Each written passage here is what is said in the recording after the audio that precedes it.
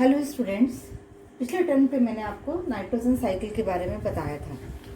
Nitrogen की आवश्यकता, हमने देखा था कि नाइट्रोजन की आवश्यकता amino acids, proteins, enzymes, chlorophyll, nucleic अम्ल इत्यादि की सिंथेसिस करने में होती है। ये पौधों को उनके पर्यावरण से अमोनियम और नाइट्रेट के रूप में प्राप्त होता है। ये सभी यौगिक इकोसिस्टम में साइक्लिंग करते रहते हैं, लेकिन इनका अल्टीमेट सोर्स एटमॉस्फेरिक नाइट्रोजन ही होता है। ये जीवों के लिए सीधे उपलब्ध नहीं होती है। नाइट्रोजन साइकिल के 6 चरण होते हैं: nitrogen fixation, nitrogen assimilation, ammonification, nitrification, denitrification और सेडिमेंटेशन। प्लांट्स को जो नाइट्रोजन होती है, यहाँ मैंने जो आपको बताया है कि ये विभिन्न प्रकार के जो हमारे शरीर के अंदर पाए जाने वाले प्रोटीन्स, अमीनो एसिड्स उनको बनाने के लिए होती है, लेकिन ये डायरेक्टली यूज नहीं होने से ये नाइट्रोजन हमेशा विभिन्न, या तो कंबाइन होकर विभिन्न रूप में एलिमेंटल फॉर्म में पौधों को प्राप्त होती है, या फिर ये जो विभिन्न प्रकार के माइक्रो ऑर्गेनिजम्स होते हैं उनके द्वारा इस नाइट्रोजन का फिक्सेशन किया जाता है। Plants need nitrogen for making proteins. Most plants cannot directly use the nitrogen gas from present in the air. The nitrogen has to be fixed, that is, it has to be combined with other elements to form compounds like nitrates and nitrites, so it can be used by the plants. This fixing of nitrogen is done by special nitrifying bacteria, algae and lichens present in the soil. Animals get their nitrogen by eating plants. Cycle.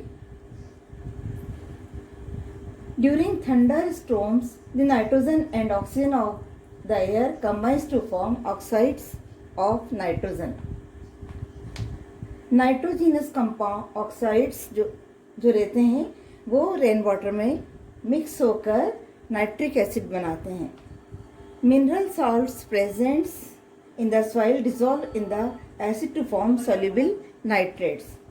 Then nitrifying bacteria in the soil make the nitrates available to the plants. Denitrifying bacteria in the soil decomposes the dead matter and convert them into ammonia, nitrates and nitrites. Plants of these are reused by plants. Free nitrogen is returned to the atmosphere. Leguminous plants directly fix atmospheric nitrogen. Animals eat plants and take in the nitrogen in the form of proteins. Then free nitrogen is reused and returned in the atmosphere. So this is the total nitrogen cycle. Now we will learn about eutrophication. So what is eutrophication? It's when a body of water becomes overly enriched with minerals and nutrients which induce excessive growth of algae. इसका मतलब ये है कि जब कोई भी body जिसमें water present हो उसमें बहुत ज़्यादा मात्रा में मिनरल्स और न्यूट्रिएंट्स हो जाएं तो उससे एक इफेक्ट होता है जिससे कह सकते हैं कि एल्गे का ग्रोथ बहुत ज़्यादा बढ़ जाता है। इसका एक और ड्रॉबैक है कि दिस प्रोसेस में result in depletion of O2, मतलब O2 का डिप्लीशन होते जाता है इसमें। तो ये हमारे पास we can see as it is, this is a nitrogen cycle well shown over here. So this is the first process where we can see during the thunderstorms nitrogen oxygen of air combines and then nitrogen dioxide dissolves in the rainwater to form nitric acid. फिर जो minerals होते हैं soil में वो acid में dissolve हो जाते हैं। नाइट्रीफाइंग बैक्टीरिया नाइट्रेट्स बनाते हैं जो कि प्लांट्स को बाद में जाके मिलती है, वो सॉइल्स में जाते हैं। फिर ये फॉसिल्स जो एनिमल होते हैं उसमें मिलती है, और ये जब ये फॉसिल्स ऊपर जाके डेड मैटर में कंपोज हो जाती है, ये कन्वर्ट हो जाती है नाइट्रेट्स, अमोनिया और नाइट्रिक में। तो जो भी फ्री नाइट्रोजन प्रेजेंट है वो बाद में एटमॉस्फेयर में जाके यूज हो जाती है। तो ये this is the complete cycle of nitrogen. Thank you.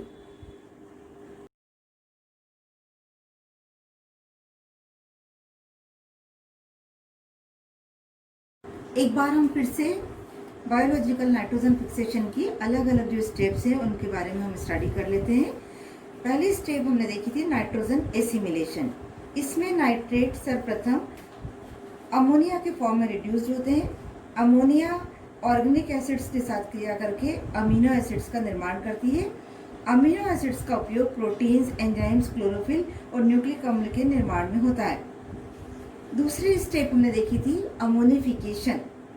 Ammonification में जंतुओं के जो नाइट्रोजनस एक्सक्रीशन होते हैं एवं पादप एवं जंतुओं के मृत शरीर पर अनेक माइक्रो ऑर्गेनिजम्स क्रिया करते हैं और इनमें प्रमुख होते हैं एक्टिनोमाइसीटीज और बेसिलस। ये अमोनिया को मुक्त कर देते हैं और शेष बचे हुए कार्बनिक यौगिकों का उपयोग मेटाबॉलिज्म के लिए करते हैं। ये दूसरी स्टेप हुई।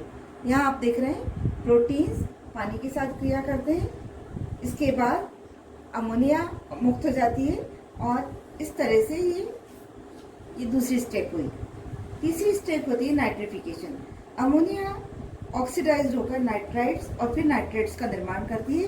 कुछ सामान्य नाइट्रेट बैक्टीरिया जैसे नाइट्रोसोमोनास, नाइट्रोकॉकस, नाइट्रोस्पाइरा आदि ये अमोनिया को नाइट्रेट और पानी में बदल देते हैं और साथ ही एनर्जी को लिबरेट कर देते हैं। नाइट्राइट्स का परिवर्तन नाइट्रेट्स में हो जाता है। इसके लिए उत्तरदायी सूक्ष्म जीव होते हैं पेनिसिलियम, नाइट्रोबैक्टर एवं नाइट्रोसिस्टिस। इसके बाद लास्ट प्रोसेस में होता है डीनाइट्रिफिकेशन। ये वाटर लॉग सॉइल में कुछ बैक्टीरिया की सहायता से ही संभव हो सकता है।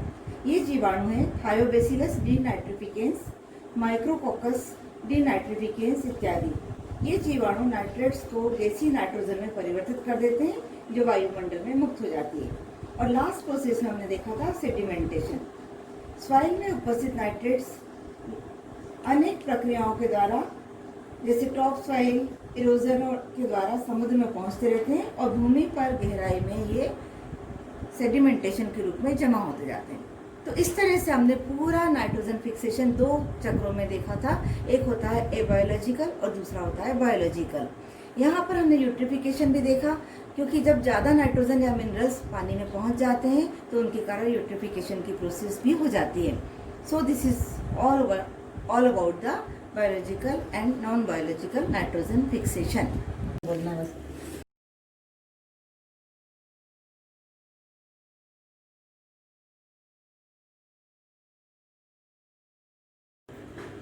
This is the sulfur cycle. So sulfur is a component of proteins, vitamins, coenzymes and amino acids, etc. This is present in the soil and rocks in the form of sulfides and sulfate. From the water-logged soil and the fuel consumption, it gives H2S, which further reduces to or converts to SO2. Then it precipitates, and which gives a component H2SO4, and then it goes to the soil. Here, the PPT is given by SO2 to H2SO4. Then the plant absorbs and gives sulfur, and this is the reaction you can see. And then the anaerobic and aerobic conditions are also shown in this video. And then soil sulfates then converts to H2S plus S, which gives further sulfides. So this is the sulfur cycle, as you can see. I think it's pretty much clear. If you don't get it, I'll paste a picture over here.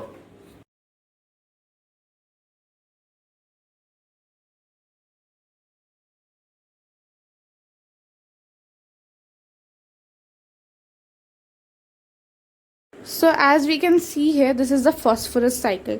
So the main cycle starts from the soil phosphate. So the soil phosphate goes to the plants, then to the animal.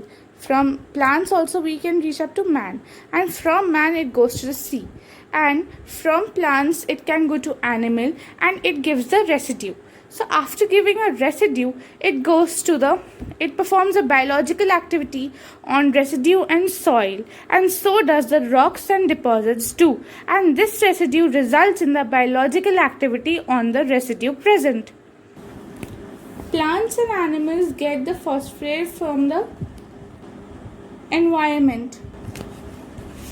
Phosphorus is a component of nucleic acids, ADP, ATP, NADP, phospholipids, etc.